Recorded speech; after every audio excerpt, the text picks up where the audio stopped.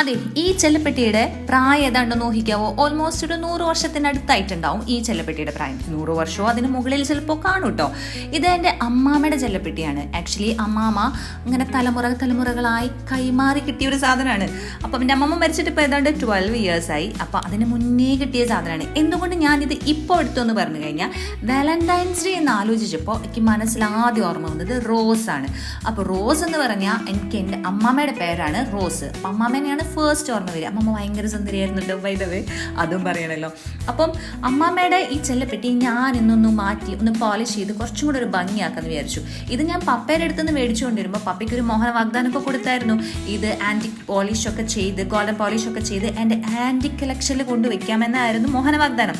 പക്ഷേ ഒരു പണി നേരത്തെ കാലത്തും ചെയ്ത് തീർക്കണ ശീലം നമുക്കില്ലല്ലോ. അതുകൊണ്ട് ഇപ്പം എന്തായി, നമുക്കിങ്ങനെ പെയിന്റ് അടിക്കാൻ കിട്ടി.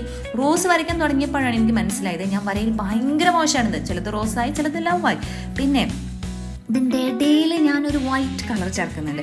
അതെന്തിനാ ചേർക്കണമെന്ന് എനിക്കൊരു പിടിയില്ല. പക്ഷെ ചില നല്ല ആർട്ടിസ്റ്റുകൾ ഇങ്ങനെ വൈറ്റ്, പീച്ച് അങ്ങനത്തെ ഷെയ്ഡ്സ് ഒക്കെ കൊടുക്കണം ഞാൻ കണ്ടിട്ടുണ്ട്. അതുപോലെ ഞാനും കൊടുത്തു. അതിനെ കുളിപ്പിച്ച് കുട്ടീനെല്ലാം ഉണ്ടാക്കി എന്ന് പറയില്ലേ, അതാണ് കേട്ടോ എൻ്റെ സ്കീം. എന്നാലും ആ ഒരു ചെല്ലപ്പെട്ടി പഴയൊരു രൂപം മാറ്റി ഇങ്ങനെ ഒരു രൂപത്തിലാക്കിയെടുത്തപ്പോൾ എനിക്ക് ഭയങ്കര സന്തോഷം തോന്നി. ഞാൻ എൻ്റെ ക്രാഫ്റ്റ് ഏരിയയിൽ അങ്ങ് കൊണ്ടുവച്ചു. അപ്പം എൻ്റെ ചെല്ലപ്പെട്ടി ഇഷ്ടമായവരെ എനിക്കൊരു സബ്സ്ക്രൈബും ലൈക്കൊക്കെ ചെയ്തിട്ട് പോണേ. അപ്പോൾ ഹാപ്പി വാലന്റൈൻസ് ഡേ. അപ്പം പിന്നെ കാണാം. ബൈ.